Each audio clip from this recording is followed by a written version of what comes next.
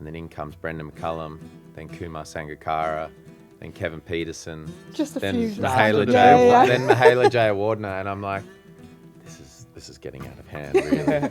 Raj opened up with a wicket maiden, and you're like, what is Yeah. going on here? What's this sorcery? Yeah, unfortunately, we lost the playoffs, so flew in 3 a.m, played 7 p.m, flew out 3 a.m. The deck was decent. There was a bit in it for the bowlers as well. All good?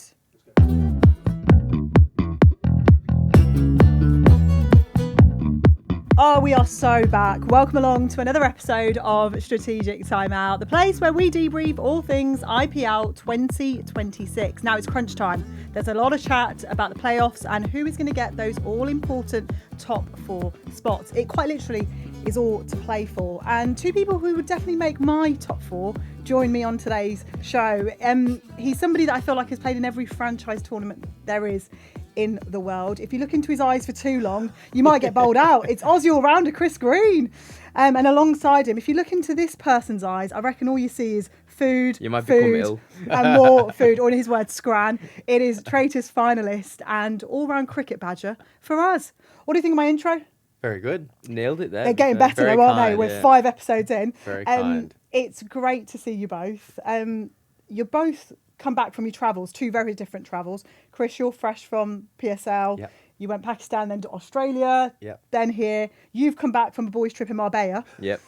So how were your Spot. travels? Much better. I enjoyed mine, to be fair. It was a nice little rest and relaxation period. Hit the gym a couple times as well, but Yeah, then you did. got my 2-step going as well, got my shoulders going as well. Bit of a so it was dance nice, in yeah. Marbella. Yeah, it wasn't too bad. It wasn't too... And loads of Hindus were loving me, actually, as well. Were they now? To be honest, I sort of started charging. They were like, oh, can we have a photo? Can we have a photo? I was like, yeah, of course, no worries. I bet they were loving you. Yeah, I know. There was one, bless them, they were like, oh, do you want a drink? Do you want any vodka? And I was like, did you watch the show? I was like, I don't drink. I'm Muslim, do you know what I mean? But I was like, no, I'm fine. It's no worries. She went, no, sit with us. I was like, no, I'm fine. Then my mates were like, oh, why didn't you get us any free drinks and that? I was like, why would I get you free drinks and put your hand in your pocket and sort yourself out? So you were a hit with the girls in Marbella. Yeah, but Yeah, we'll stayed leave that away. there. We'll leave that right there. Chris, it's a joy to have you on. Welcome back to the UK Thank as you. well. How was it being out in Pakistan and playing in the PSL? Yeah, it was good. It was 5 or 6 weeks there. It was my first time I'd been there since 2019, and my 2 stints prior, I'd only done 24-hour stints. So it was when the PSL was all in Dubai, and I was part of that sort of first crew in 2018 that went back to Pakistan for the first time since that Sri Lankan terror attack. And unfortunately, we lost the playoffs. So flew in 3 a.m, played 7 p.m, flew out 3 a.m. But this time around, we were in Lahore and Karachi, and then we lost in the playoffs, and I flew home for 36 hours before coming to sunny, warm Manchester. I was going to say, went to pick up your wife, Yeah. your lovely wife, and then going to pick up some warm clothes because you know Manchester very well, don't Yeah, you? So I do. So I got some brownie points, but I was sick the last day in Pakistan during the game, so I took the flu back with me, passed that on to her. So all the hard work I grafted in going back and doing the right thing, I think I lost it all by making her sick. hard life being a bloke, isn't it? Yeah. very hard No. indeed. Man flu, though, man flu. You Oh, can't don't beat even get it, me you know. started. There's no such thing. So Chris's missus will probably be all right because it's not man flu, do you know what I mean? It's But 'cause when Chris had it Oh, it's bleak, yeah. written off, It's because men can't deal with illness. Can I Yeah. just say? no, that's out of order. That How was the tournament? How has it been out there? Because I mentioned in the intro, you are somebody who knows the franchise world very well. So how does it compare to the other tournaments you've played in? Yeah, it's changed a lot since I've done it, because my 3 years I did it at the start were all in Dubai, obviously. So being in Pakistan was cool. Unfortunately, due to, I think, security, there was some issues on the Afghan-Pakistan border, and then obviously the fuel crisis as well going on in the world. We was behind closed doors for the round games, which was hard work. It actually reminded me, I had flashbacks to COVID again, and that was a horrible time. Just, no crowds, no interaction. But then for the playoffs, we had fans, and that was really cool. So my team, Islamabad, finished second. We played Zalmi in the first playoff, and that was Babar Azam's team, and that was sellout, and it was the biggest crowd cheer I've heard in a long time when we won the toss and chose to bowl first, because obviously they were seeing Bubba walk out and bat very quickly, and he got 100. So the atmosphere was awesome. We unfortunately lost the next one, but the tournament was good. The people are amazing. And that's the main thing that I like in going from place to place, is just immersing myself as much as possible in local cultures, wherever I am, understanding, I guess everyone has the same sort of passion and dedication and love for the game of cricket, but is brought to it in different ways. So that's what I find fascinating and really cool as well. Did you get to immerse yourself in any of the culture in Pakistan? We did. I mean, as much as you can. From a lot of the time we were in the hotel, but then we did go out to different restaurants and have local food and whatnot. But, in terms of like local interaction, that was probably one thing that lacked due to security reasons. But the food was one thing that really impressed me. Was there anything that stood out in particular? Oh, just the meat. What did we have? We had everything, but just... I don't know. I find the difference between Pakistani food and Indian food. Well, it seemed like there was a lot more bones in everything. But the meat that would fall off the bones was so succulent. And you certainly, as a loving meat eater, I absolutely loved it. So yeah, that was the main thing that kind of stood out. But I was happy to try anything and everything as long as it wasn't seafood. Best way to be. This is music to your ears, though, because you love your food, don't you? Oh, yeah, it can't beat it. So I'm glad Chris enjoyed this Pakistani cuisine as well. Yeah. Shall we catch up about this year's IPL? Because, Sounds good. I mean, we could talk about your franchise experience. No, we could, though, Chris, because you're full of great stories, Yeah. honestly. No, it's a joy to have you on. But, I mean, as with every franchise tournament, it is constantly changing. I mean, the last time we recorded, there was a different team at the top of the table. At the time of recording, Gujarat Titans, who have had a late resurgence, quite a few teams have climbed up that table. A team like Punjab that were dominating have now gone on a run of losses. So for both of you, I know you've been very busy, but is there anything that stuck out to you? Question for both of you. What have you liked the look of in the last week or so? Especially we're getting to the playoff spots as well. Yeah, I think for me, watching yesterday's game, especially when you've got second and third battling it out with the Titans and the Sunrisers, of how the Titans sort of... So they started off quite slow in the power play. I think they were only up 36 off about the first 6 overs. But they didn't throw the wickets away and they kept the wickets and they got to a decent total because the deck was decent. There was a bit in it for the bowlers as well. So they got Which to has one... been quite rare, should Yeah. we be honest. We've been Very talking rare. about Yeah. how flat The the death pitch have of been. bowlers. Yeah, Gosh. there was a bit of grass and there was a few cracks as well, which showed because there was a lot of movement at the start. And they got 168 and they said that 160, 170 would be a good score. And they just dispatched the Sunrisers. Like, I think they bowled them out and they won with 80 runs to spare or something like that.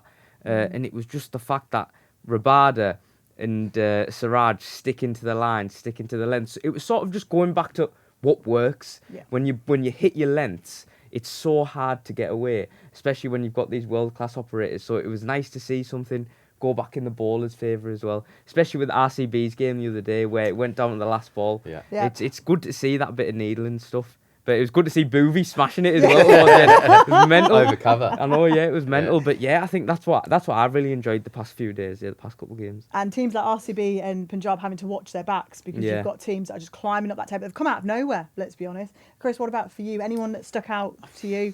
Hasn't really been individual players. I think what I've enjoyed about it and watching from afar is at the start it was this wham bam thank you ma'am tournament of just batters dispatching everywhere. There's been a little bit of clawback from the bowlers and some key bowlers that have stood out, but I think in it being such a long tournament, to see so many different teams in the mix for qualification. At the start, it was like, okay, it's just going to be a 4-horse race or a 3-horse race between who gets in there. But now to actually have 5-6 teams that can get in that qualification race makes it interesting, makes it about who can hold their nerve the best. And in tournament cricket, it doesn't matter where you finish. As long as you get into that playoff spot, you're in with a chance of winning it. You see teams so often who dominate throughout the tournament, finish first, and don't end up winning it. It's the teams that finish second, third, or fourth and get that, like I was sort of alluding to, is feedback about what's been working well, where they need to brush up on, not peaking their best cricket too early. Everyone talks about momentum, which is this elusive word that no one really knows what it means, but basically is just coming in feeling confident and good about your game rather than, when's our next bad performance happening, because we've had so many good ones along the way. So I think what I'm looking forward to is to see who sort of comes into that playoff race with some steam in the engine, flying, playing the best cricket at the back end, which I think is exciting. Is there such thing as peaking too soon in a tournament like 100%. IPL? Yeah, definitely. There is, isn't there? Yeah. Chris hit the nail on the head there, where you really want to time your run and time that form, don't you? Because You're not going to win the IPL in the first couple of weeks, are you? Yeah. No. So yeah, But you can lose it. Yeah, you're right there. That's the crazy thing with tournament cricket is you can't win it early, but you can lose it. So I think it's in a really interesting phase because there's so many games on and it's so hard to follow. But now to have different options for a finals race, I think is starting to get really exciting. At the time of recording, 8 teams could theoretically all qualify, which is a bit great. crazy, isn't it? Yeah. They could all theoretically qualify for the top 4 spot. Yeah, I've already ruled out a few. That's why I said 5 or 6. There's no way Mumbai will be in there. I'm happy. No, not after the RCB game. I know. There's been a lot of chat on the show about the wicket and the pitches. As an off spinner, would you fancy bowling on that? No chance. No. Thank God I'm not there. It reminds me of my first experience at T10 where I had to bowl on the power play for two of the 3 overs in the power play. Thank you, Darren Sammy. I absolutely love you for it. And I just tried to bowl 12 Yorkers and I was like, I'm an off spinner trying to bowl 12 Yorkers. What's going on here? And to watch those guys, some of the world's best, get hit. You know, if you go at 12 and over in the IPL at the start of the tournament or in some venues, you've actually had a good night. Anything at 10 and over, you're a genius bowler. And then you see these freaks who go at 6 and over and you're like, well, what did you have for breakfast? I want the same. Yeah. Because it's just normal procedure to go at 15 and over, struggle away, try and take a couple of wickets to make it look a bit better. But teams are scoring over 200 like it's normal. Well, 200 is not even an average know. score anymore. Yeah. It's not Boring. enough, Yeah, which when is you insane. see 200, you think, Yeah. oh, it's not par. Yeah, like, they're, Yeah. under, they're 20, 30 under I know. par. It's Right. I crazy. think that was a breath of fresh air yesterday when Siraj opened up with a wicket maiden, and you're like, what is going on What's here? this sorcery? Yeah. Chris, I was looking at the list. You've been playing franchise cricket for over 10 years, you know, from the Big Bash and captaining there to CPL to Sri Lanka to, you know, of the IPL as well. Have you got any favourites? It's hard. I love them all for different reasons. I like coming to England, but I have a strong bias. I've got an English mum, so I get to see my family and have my family come watch me play. So I love coming here. Obviously, a lot of the time my family come out from Oz to watch as well, because especially mum, she gets to see family and watch me play cricket. So that's really special. So England has a close place to my heart. The Caribbean's a lot of fun. You're the second person to we've come on the had show this. and say this. Can you just tell us what it is, please? I think, again, it's the people. The thing that I was first amazed about by the Caribbean Premier League in particular, and I think it's hashtag the biggest party in sport is what their token term is. And it certainly is on and off the field, but their passion for cricket and almost old school approach to the game, both as fans and as players, was the thing that blew me out. Because you sort of see Caribbean cricket as this laid back, cool dudes, which they are. But when it comes to that crunch time in the huddle moment, they're very much down the line, old school authoritarian way. This is how we do things. This is how it should be done. And the fans are even more direct in the way they speak to you with their passion and understanding of the game as well. So that was the kind of, not shock, but awakening to their culture. But it's a lot of fun. I mean, you're island hopping around the Caribbean playing cricket in different places. Doesn't sound being good. there. I was going to say, it doesn't sound bad. Who was someone that maybe surprised you coming out like that, where you thought they were really laid back, and then when it came to it, they sort of put the foot down and... they all do it. Like even the approach in the warm-ups, it's sort of quiet, cool. They're strutting their stuff, and then we have the huddle, and you get right, listen to me straight, is what's happening. And Robin Powell's one that has that cool swagger. He's such a good player, dangerous player, and I really enjoy playing with and underneath Rodman. But like, he's got that swagger, and then the first thing he says, all right, listen up, fellas, and you're like, okay, I'm listening. I better make sure I'm taking me back to school. And like, everyone is drawn to him. He has that natural presence as a leader as well. But yeah, that was the sort of style of player that you see around the world. He's a dangerous player. Mm-hmm. He's cool, laid back. But when it comes to crunch time, he's very much switched on and focused on his skills. And it's probably a term that doesn't get a liken to West Indian, Caribbean superstars that they are. But they're very much, driven and direct, particularly someone like that with a lot of his backstory as well. Like work hard, play hard. Yeah. A lot of them don't drink. A lot of them don't drink. Dwayne Bravo doesn't drink, and he's probably one of the leaders of the party scene with his singing and dancing. But a lot of them don't drink. That was another surprise. as well. You think it is that work hard, play hard mentality, but yeah, they're very switched on to their cricket, which was cool. Let's talk about your IPL journey then. It was 1 year in 2020. Yeah. Probably not how you wanted it to go, Chris, let's be honest, because it was one game, it was during COVID. Yeah. It was not how you imagined your IPL journey to be for Kolkata Knight Riders. Yeah, it was, end of 2019. I think I played a game in Hobart during the Big Bash, and the auction that year was on. My name got called out. I wasn't expecting it. Very, very shocked, just because of the depth of, I guess, spinner batters there are in that tournament, and how tough it is for overseas players to regularly get those positions. And I think, like everyone, really excited, looking forward to what 2020 had to offer. And then that COVID curtain came down and the uncertainty was there, and it got pushed to, rather than that normal window that it's in this window currently, it was pushed to after the CPL in, I think it was like It was September, August, November, wasn't yeah, it? September, Yeah. November. Finished the CPL. I thought, wow, this is a great start. Kolkata were flying us in a private jet from the Caribbean to Abu Dhabi. So I was like, the IPL is pretty impressive. Second person to mention Another private jet, by the private way, as well, on this episode, just saying. Yeah. So that was a nice start to proceedings. But then, as it was in 2020 and 2021, it was just quarantine and COVID tests and no crowds and interaction. And, I think one thing that I was looking forward to was that the madness of and the passion of the game that comes with cricket in India, never mind the IPL in itself. So that was, I guess, probably a big hole for me that lacked in that experience, and something that, I was absolutely over the moon to play, to be around some of the best Indian cricketers for the first time, coaches and the like, and even the resources that they had brought over to Abu Dhabi for Kolkata Knight Riders was truly spectacular. And playing in front of these like LED screen fans around the ground, odd. which was very, very odd. But like it gets on your nerves eventually. You've got the noises that you hear through the TV, like the trumpet and the music and whatever, pumping out at games, thinking it would help us, and we're there with empty stadiums, just getting headaches, especially when you're not playing. When you're playing, you kind of don't notice it, but when you're not playing, you notice every bit of it. So yeah, it was a sort of roller coaster experience. I was very grateful that I got it, but yeah, still lacking that IPL in India experience, which would be really cool. Are you still itching for that? Itching. So I've got to keep trying to perform and hope I get lucky 1 year in that auction. But if not, it's keep trying to tick away and play elsewhere as much as possible. Going back on that, during the behind the closed doors games, how hard was it to sort of psych yourself up for them games, or was there something that in particular you do to psych yourself up for them?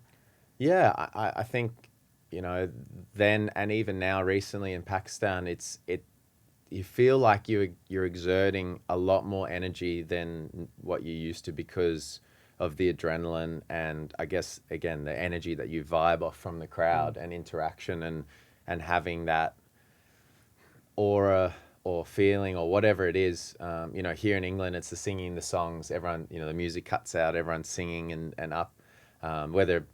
Being Australian in particular, you get abused a lot by the English crowd, but it makes it part of it. It makes it easy to get up for, and it sort of feeds your energy tank, if that makes sense. Yeah.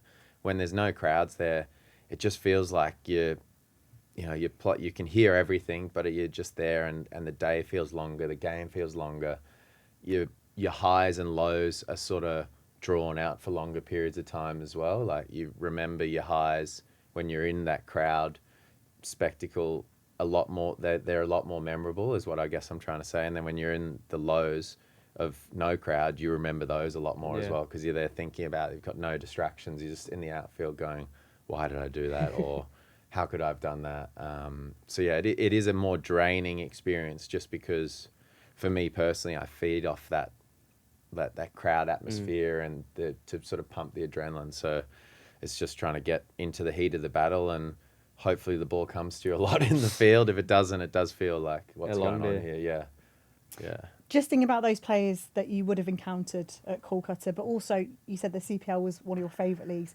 You would have played with players from across the world, Chris. So are there ones that stand out for you, or ones that you've perhaps stayed friends with, or you've got something from whilst you played with them? Yeah, I try and pick up something along the way, wherever I go, I think my first ever tournament overseas was the PSL in 2017 when it was in Dubai. And I remember going down to breakfast. So it was like the first time I'd flown business class, first time I was staying in this fancy hotel, go down to breakfast in the morning, still jet lagged. And, I'd played with Shane Watson that season. So I knew him. We were sitting together in this like booth.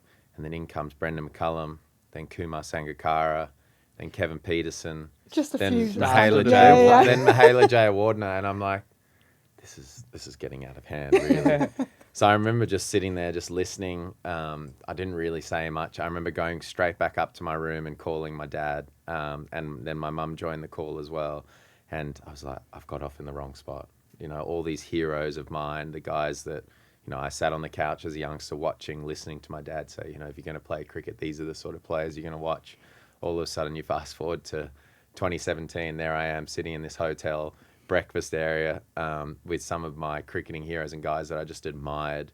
So, like, I felt like particularly at the early stages of my career in traveling and those types of players at the back end of theirs, traveling around the world and trying to just pick up bits and pieces from their 10, 15, 20-year journeys of what they did, what made them successful.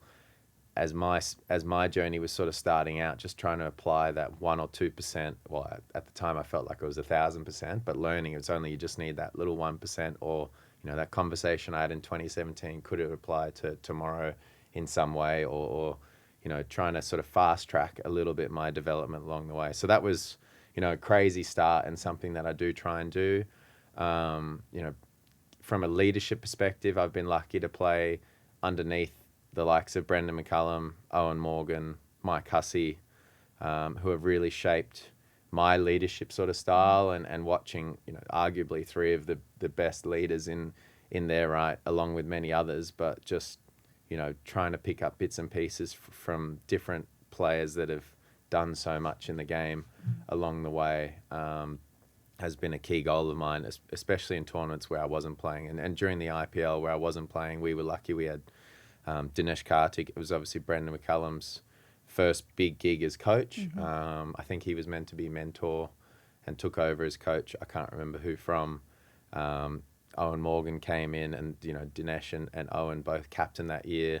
So seeing their leadership styles and Brendon's coaching style come in, I learnt a lot.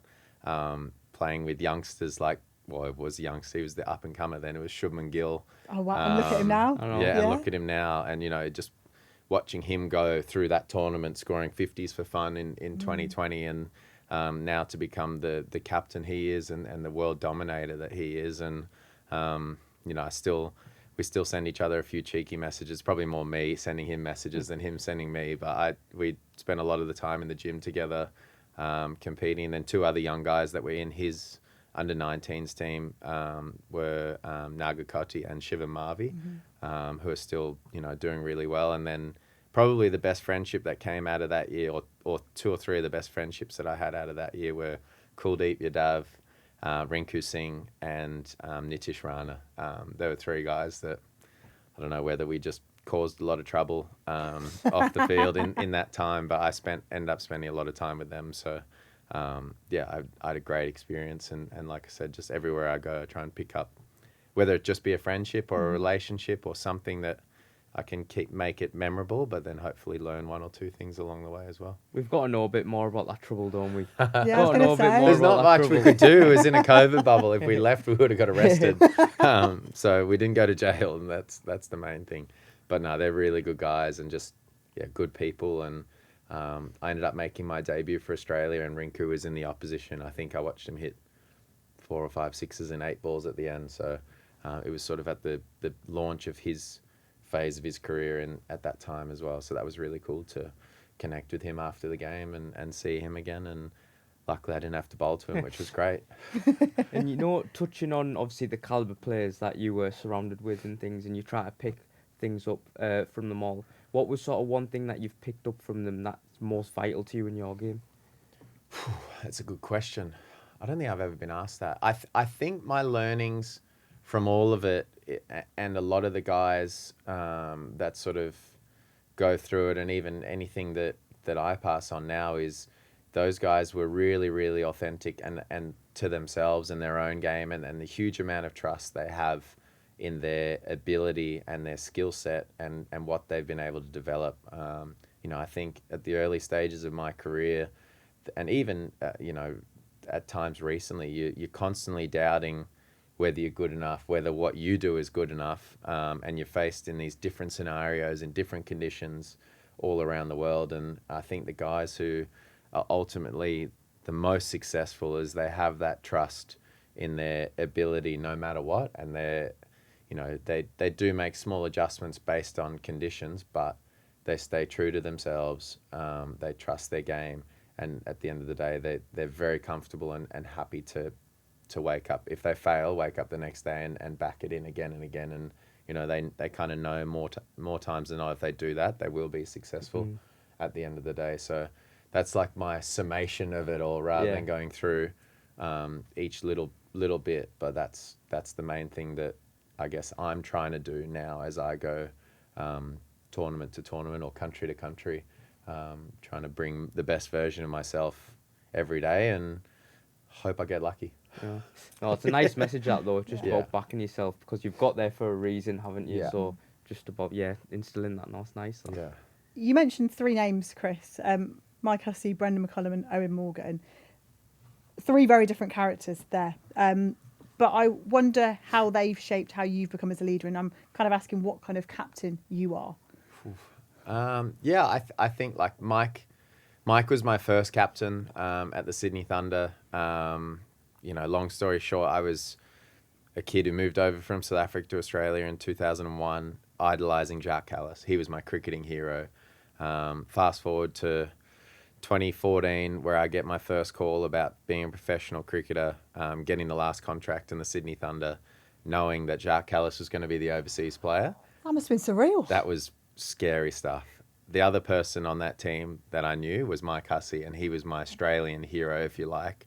I had my childhood hero, cricketing hero, and he still is in Jacques Kallis. But in moving over to Australia, a guy that I admired and loved watching play was Mike Hussey. It just seemed, they called him Mr. Cricket, but he just seemed to always just compete, try his best, looked like a good team man, and, play the game the right way, if you like. And upon meeting him and playing with him, it was just exemplified that he just is that type of person. He's ultra competitive internally, which I related to, and sometimes mine's externally rather than just internally. And I know everyone has that, but he always wanted to do well, wanted to win, wanted to fight. But externally, he was just a really good guy, really caring, really, aware of his environment, and being incredibly inclusive as a leader and empowering, or making everyone feel empowered that they had a voice within the team, not just the most experienced or the nicest guys or the coolest guys or whoever it may be. He found a way to give everyone in that dressing room a voice, and it's something that I try and emulate. It's not easy, but I think it comes back to just being authentic and going, well, how do I bring the best version of me? Is I've got to, ensure as a captain that everyone feels a part of the team, everyone feels like they're heading in the same direction, and that was what I learnt from him. And he became a sort of mentor, if you like, and I played underneath his coaching for the first time at the Welsh Fire last year, which was great fun to reconnect and relive some old memories that we had from playing with each other. But even when I've captained in Guyana, he was the first guy I picked the phone up to and said, I've been told I'm captaining tomorrow. It's kind of thrust on me. I didn't expect it. I shouldn't be captaining tomorrow, but I am. I've been told I have to do it. What do you reckon? He's the one thing that stuck by me, and a lot of the other guys sort of say the same in a very different way. As he said, you'll never regret a gut in going with your gut. Very often you have a conversation like the three of us. I'll ask you what you think. I'll ask you what you think. You tell me. My gut will say, the sky's blue. You say it's red. You say it's green. I go, fine, I'll go with red. I wake up tomorrow and it's like, I knew it was blue, and I don't sleep. And if I'd gone with my gut feel, even though, it was right or wrong, I can learn from that and live with that a lot better. So that was one thing I learnt from Mike. And, Eoin was a kind of guy who, in high pressure scenarios, he always just looked so calm and level. So Doesn't matter calm. what. Never showed, sort of emotion in those moments either way. And I remember in the IPL, I eventually plucked up the courage after playing with him as well at the Thunder. I was like, do you practice this? Do you actually practice being so calm and zen. collected? And he said one of the tricks he used to do was ensure that when the bowler or the fast bowler or spinner was, under pressure or the ball was traveling, is he would hold the ball. And rather than if you were holding the ball and I was asking you what you want or what you're thinking, Yep. he would hold the ball and then ask the question so that you're directly engaged in here rather than sort of scattered that way. So there was elements of, purposeful mechanisms to his leadership that he did, which I found really interesting. But the thing that impressed me most with him was just his levelness. And, you saw the success that English white ball team had under him, the trust and faith they all had for him, and the backing he had of his team was amazing. And then, McCullum had this, I don't know, he has this like aura about him. And I think he's done it in a way with Stokes. And I think Stokes from the outside in has it as well, is like, come with me. I'm going to do the hard work. I'm going to make it. It will look ugly at times. It's going to look awesome at times, but I'm really going to take charge and lead from a front, and I'm going to drag you all with me along for the ride, and I'm going to do some of the heavy lifting. And those were a lot of my observations of Baz in his style. That was like, all right, well, in the nitty gritty, the captain has to put his neck on the line and make a stance and make a change in the game. And, at times it's not going to look pretty, but you've got to be willing to live and die by the sword a little bit as well. So three different styles, also different to me. I think I'm someone who's highly competitive, tries to remain as calm as possible in the moment. I think bowling off spin in T20 cricket helps me with that, and you have to be highly competitive. You have to try and find a way to be calm, because you constantly, batters are just trying to slog you out of the park every ball because you're not a big threat to them. You can't bowl bouncers. You don't bowl quick. I don't have an element of mystery. It's just a little bit of game nous that you try and apply. And I think that stems into areas of the leadership that I try and bring into the game when I do get that opportunity, is to be super competitive, calm, and then, play the game as hard as I can with a smile on my face, and hopefully we can have fun out there. And whether that typifies those three and a bit of me, that's kind of like the leadership journey and style that I'm still learning and evolving along the way. They're not three, that's not a bad three unofficial mentors to have. Do you know what I mean? Not the worst mold to No, to it's do not have, though, is it? because it sounds like you treat them like unofficial mentors. I mean, I Yeah. know you picked up the phone to Mike Hussey, but it sounds like you've learnt a lot from all three of them. Yeah. Do you enjoy being captain, Chris? I do. I think it's something that does come naturally to me, again, whether it's through the role that I play, but I do try and lead by example, lead from the front, and impact the game. And I guess when I think about it, I do enjoy it. Sometimes it gets busier as a captain, and I think areas that I know that I need to improve on is when it comes to me last minute, which does in the T20 world overseas, about empowering others and not trying to, carry the burden all by myself. And I think a lot of captains and people will talk about captaincy being a very lonely place at times, both on and off the field. And I think my learnings is sort of in that leadership style. And it's so hard to do, but actually letting a lot of the control go and empowering people around you to pick that up, and finding out the right player or players, and also coaches to work together as a group and be a sort of collaborative style. I certainly don't like to be, it's my way or the highway. This is how we're going to do it. I'm going to take charge and come follow me if I'm going to do selections and everything like that. I think that's too busy. I much prefer a collaborative style approach. So, in the right environment, it's been great fun. In the wrong environments, I've learnt a hell of a lot about myself and my journey. So it's the same as winning and losing. When you're winning, you're having fun. When you're losing, you get that feedback and you learn so much more. You know, as a captain, has there been ever a couple moments, so one moment maybe where you've really sort of struggling here and you sort of in the pits of it, and then on the flip side of that where you've really thought, like, I've done well there, I've done a good job there?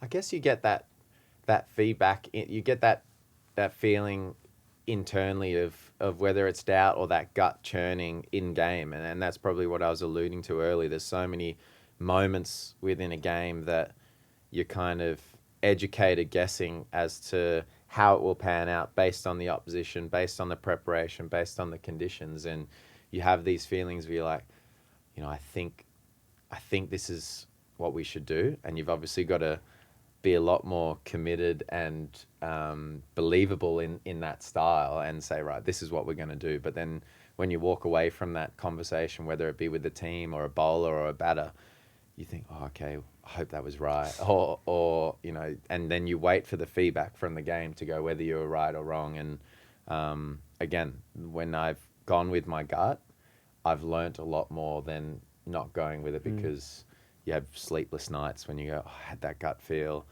and it went the way my gut was saying, but I listened to someone who's played 500 games like I should have done. You listen to someone that you actually should be listening to.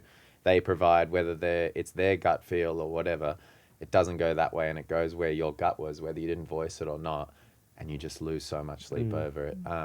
So yeah, that's the joys of captaining and in the T20 game, where you just have this topsy-turvy roller coaster journey of feedback and guesstimations that you hope pay off. Right, Chris, bear with us, but we have a little something for you. It's something that we started on the show last week with Mark Wood. We've got an Indian sweet treat. Now, Like it. Stick with me. The sweet treat is basically a metaphor for runs, big scores, and essentially, is it too much of a good thing?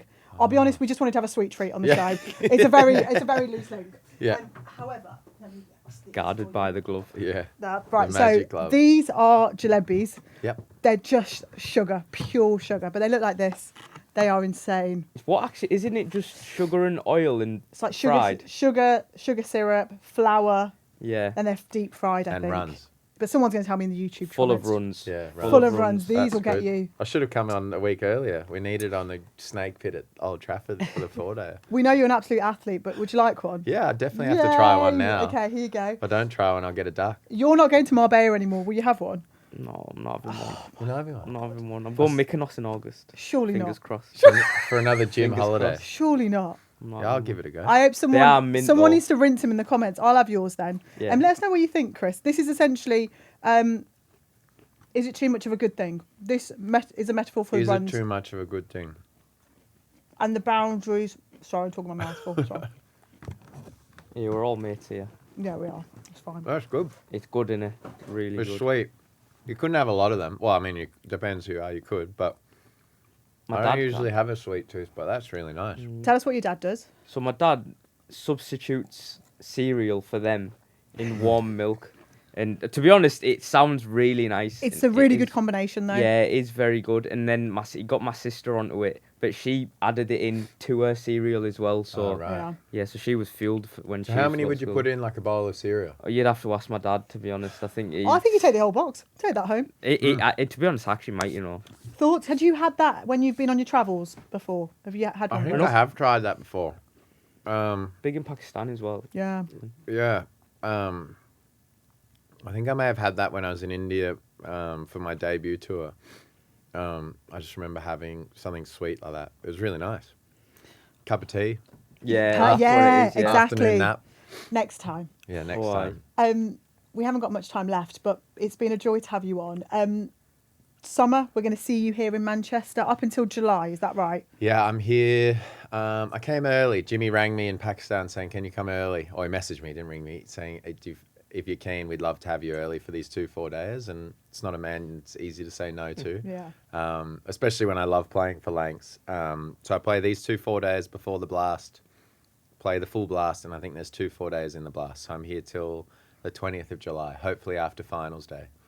Fantastic. I jet off to the Caribbean. So, yeah, the so-called half summer. I'll be here for. Oh no, it'll be amazing. And quickly before you go, we always get people's predictions. We are very close to the playoffs now. You said you've already got 5 teams in mind. Yeah. Who do you think is going to take the title this year?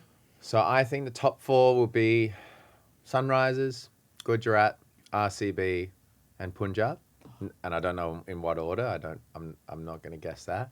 I think the team that will win the IPL, I don't think RCB will do it. I think Phil Salt's a big loss. I think it'll be... I actually like the Sunrisers. I think either Sunrise... I think it'll be a Sunrisers Punjab final.